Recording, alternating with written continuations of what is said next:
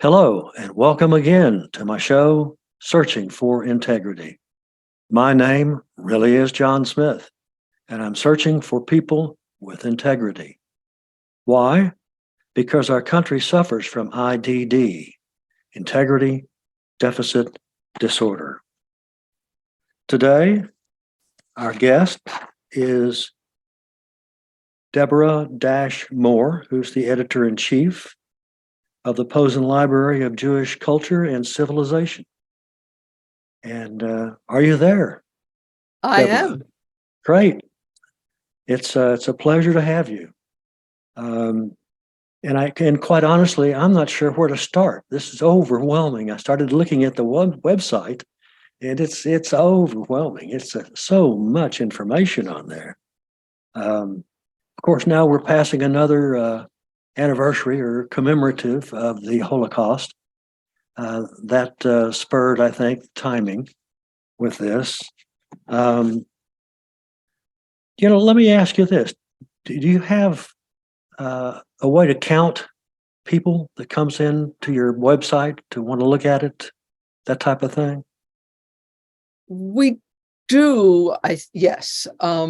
It's a sort of rough count because it's hard to know where they go when they come in. So Right. you go to posenlibrary.com. That's POSEN library, one word, .com, and it's free, but you have to register. And so if you want to, look at the materials, and they're very diverse materials there, you do need to register. So we get a sense of who registers, but once somebody registers, we don't know. Do they go to the biblical material? Do they go to Holocaust related material? Do they go to the visual materials? We don't know exactly. Yeah. Right. Does your volume increase when it comes around for the Holocaust? That's a good question. I think it does. We have some really moving recollections by survivors on the website. And we also have material from people who didn't survive, because as you may know, Jews were writing during the war itself, and in places like the Warsaw Ghetto, they collected this material and buried it. And after the war, quite a few of they used milk canisters. Quite a few of the milk canisters were discovered and dug up because there were 3 people who did survive the Warsaw Ghetto and knew where the material was buried. And so those voices are really important because these are from the time itself. And we have that also on the posenlibrary.com. As I read through here the information, I keep thinking, when it goes to civilization, it's like I'm going to say the Jewish people were first on civilization. Well, I don't know. There were a lot of different forms of civilization, but the civilization piece is to indicate that we have things that people don't necessarily associate with Jewish culture. So, for example, we have recipes, for how one cooked, made kosher food. We have examples of architecture. We have from ancient period as well as from the modern period. So we have elements that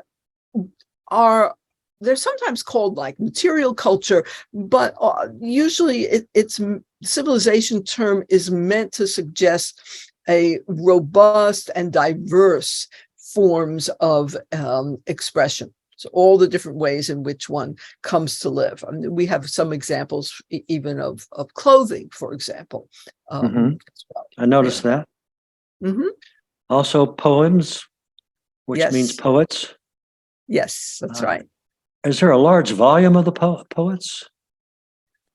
So we have poets starting with biblical poets or poetry, since we don't actually know who wrote them, all the way up through the 20th century poets where we do know who has written the poetry. And we don't group the material in terms of a volume by a genre like poetry. What we do is we group them by time period. So we'll have the interwar years, or we'll have, let's say, the years that include the Holocaust. But that volume, which includes the Holocaust, runs from 1939 to 1973. So it also includes the establishment of the State of Israel. It includes sort of the rise of prominence of American Jews. It's got a variety of events that it covers. And poetry is there as an important piece of it, but very different types of poetry appear together. So we don't actually group them as a volume. Okay. It's an anthology project, and Yes. It's curated by senior scholars who had to decide what's in and what's not in. Right. And they really didn't want to just include what might be called the greatest hits, right? They wanted to include elements that were not heard of particularly, especially voices of women and diverse groups of Jews in different parts of the world. Now, I looked at some of the anthologies, and they appeared to be emotions, despair, resistance, hope, those kinds of topics. That caught my eye. Yes, I think that that's particularly true in relation to the Holocaust, that those rather conflicting emotions, right? Hope and despair, resistance, which takes many different forms. Resistance can be physical resistance, such as in the Warsaw Ghetto Uprising, but it can also be psychological resistance, religious resistance, right? That's important to recognize. Yeah. Right. Yeah. Well, I must tell you that while I was getting ready to prep here and walking back and forth, I kept humming the song, and finally it came out. If I was a rich man, la da da da da da da da da da da. Yeah, I like that one. Oh, it's great. I love it. So, what we have there is sort of a wonderful example of the transformation of forms of Jewish culture, because that starts out as a short story by Sholem Aleichem, who was a very well-known Yiddish writer around the turn of the 20th century, as someone who was also a humorist. I mean, people called him sort of the Jewish Mark Twain, right? Okay, good. And then he gets translated into English, right? And that's what the Postal Library is all about. Also, it's a translation project. But then in the 60s, he's sort of rediscovered, and Fiddler on the Roof is a cluster of his stories that have been brought together into a Broadway musical with the music, which is not Sholem Aleichem's, but they set this, as it were, the story to music. The story was originally called If I Were Rothschild, and they turned to If I Were a Rich Man. Okay. And then it becomes a movie, and so it's great. We have both Sholem Aleichem and an excerpt from Fiddler on the Roof there. Yeah. Well, I also see here that the information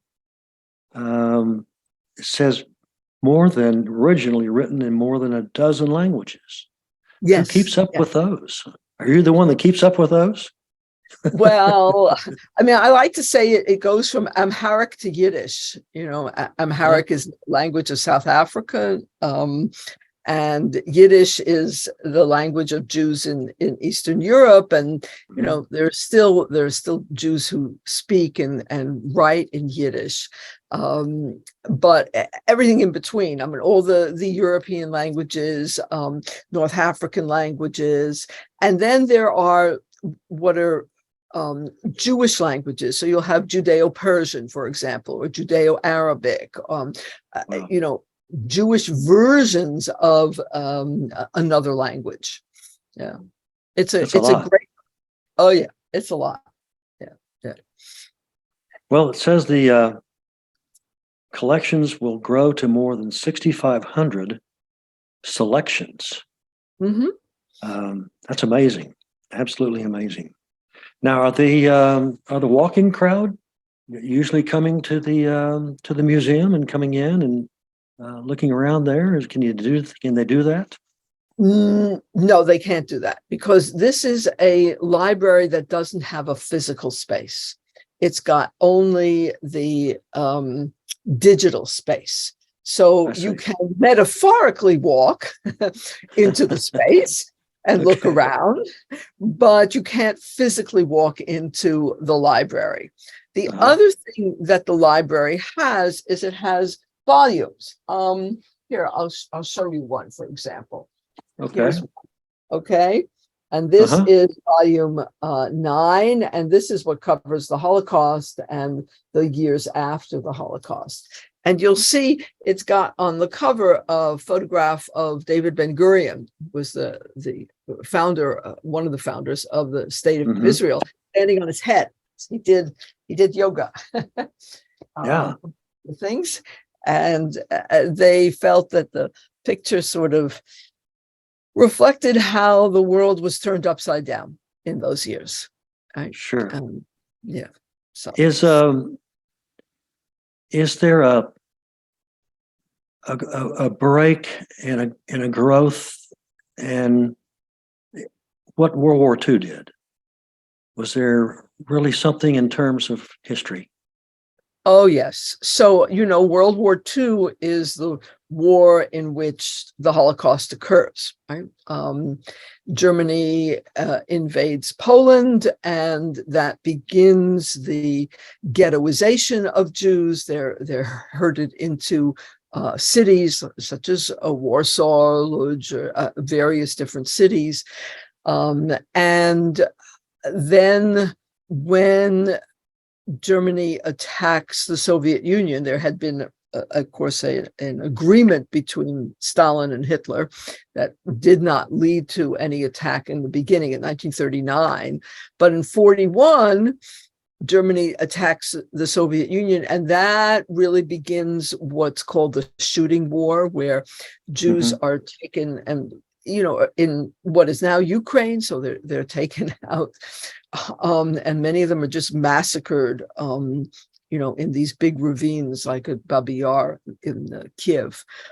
So the war not only kills 6 million Jews and in the Holocaust, but it really destroys much of Eastern European Jewish culture. Hmm. Right? It's not just the people, but also their culture, and that was the goal of Nazi Germany at the time. So, come 1945, it's the world looks very different for Jews. The United States becomes the place with the largest Jewish population, one that is relatively unscathed by the war, although 500,000 Jews fought in American uniforms, on the side of the United States against its enemies. But the world is really different. And then you have, at the end of the world, you have people, they call them displaced persons, DPs, and Jews who didn't want to go back, Right. understandably. And Right. question was, well, so if you don't go back, where are you going? And many of them came to what would become eventually the state of Israel. Yeah. Mm-hmm. Mm-hmm. I was lucky enough to have twin sons, and one of them, they both went off to the same college, Oh, and wow. one of them fell in love with a Jewish woman, and I would say he married a Jewish woman. That's not true. He married a Jewish family, is what he did. and Yes. Uh-huh. and then the sister married a doctor from Ukraine, Oh, uh, wow. Mhm. who's also a Jew, and he's an extremely smart guy. He's amazing. Yeah. Okay. Well, so then you've got some real personal connections. That's wonderful. Well, Um, it helps me with the show here. I have a connection, like you say. You know, I'm part of it. that's in, right. in a Absolutely. way. Yeah. Well, That's cool. it's funny. I look back and I think to myself, where did my history go about Jewish people? You know, I didn't have any opportunity to think about it, see about it that then. You know, Right, uh, right. I would say that's true for many Americans, right? Because, Jews tended to live in large cities and they tended to live, on the East Coast or the Midwest. And, there's a lot of America where yeah, Jews didn't live, right? Yeah. right. That's right. Absolutely. Now we all have a new president for Israel. He Hmm. a bit of a hiatus. Prime Now he's Minister. back. Yeah. Yes, Prime Minister. Thank you. Mhm. Um, how's that going in terms of Netanyahu? Well, that's a really challenging question because Netanyahu is back with a very conservative coalition, and it's religiously conservative, not just politically conservative. And most American Jews line up religiously with the more liberal versions of Judaism. So Orthodox Jews, the more conservative version, represent maybe 10% of American Jews who identify religiously. Mm-hmm. And so they're a very small minority here. And one of the challenges and fears certainly is that Netanyahu's religious partners are going to make it very difficult for American Jews who aren't Orthodox, which is to say the majority of American Jews, to actually participate in aspects of Israeli society, whether Mm-hmm. it's getting married to someone there or other elements of it. Right. Yeah. I see on the list of topics, and one of at the bottom, expulsion and dispersion of Jews from Arab lands.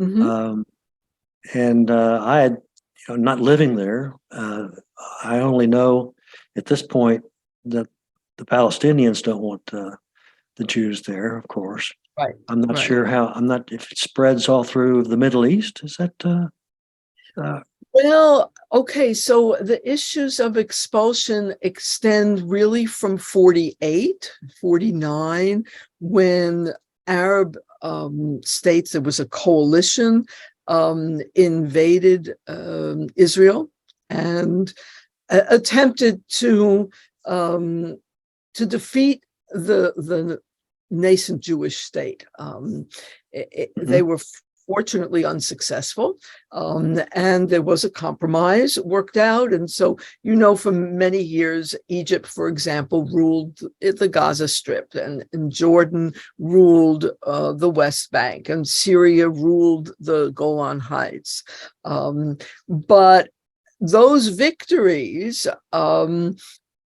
had repercussions in the specific countries themselves, and led to persecution, so that Jews really felt uncomfortable living in Egypt, for Sure. example, yeah, or in Syria. And the other places where Jews left, say from Iran or North Africa, some of that has to do with the end of colonial rule. So with the rise of when the French had a war in Algeria, right, and then they eventually left, and the rise of local native powers in North Africa and in these other Arab countries led to Jews being forced out. Many of them went to Israel, but not all. Yeah. Are there still others that are beating down the gate to live there, to go Well, there? there are small numbers of Jews who still live in Turkey, for example. There are small numbers of Jews. There used to be in Iraq, but then, with the wars in Iraq recently, sure, most of those have left. So, Jews used to live in so many different countries throughout the world. And one of the things that happened in the 20th century is that dispersal, the diaspora, as it's called, gradually became much less broad. Right? So you have Jews in North America and South America. You have Jews living in Australia and so parts of Africa, but you don't have.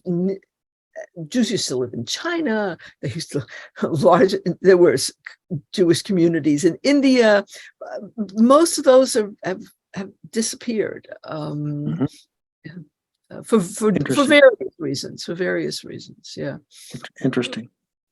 Unlike, I'm gonna, if I can interrupt you. Oh yes, please. That's why there are so many languages. Right? Because the different languages reflect all the different places where Jews lived, and they spoke and wrote in the local language.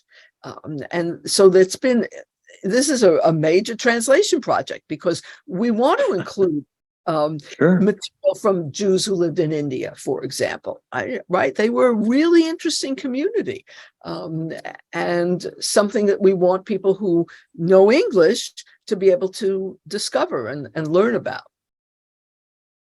Well, that's quite a task.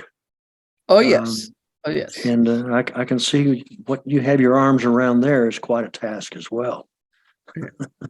Yeah. And I did read some about you, and they all had you had good reviews from almost everybody. Okay. Yeah. Okay. Well, there are always some people who disagree. Yes. Right.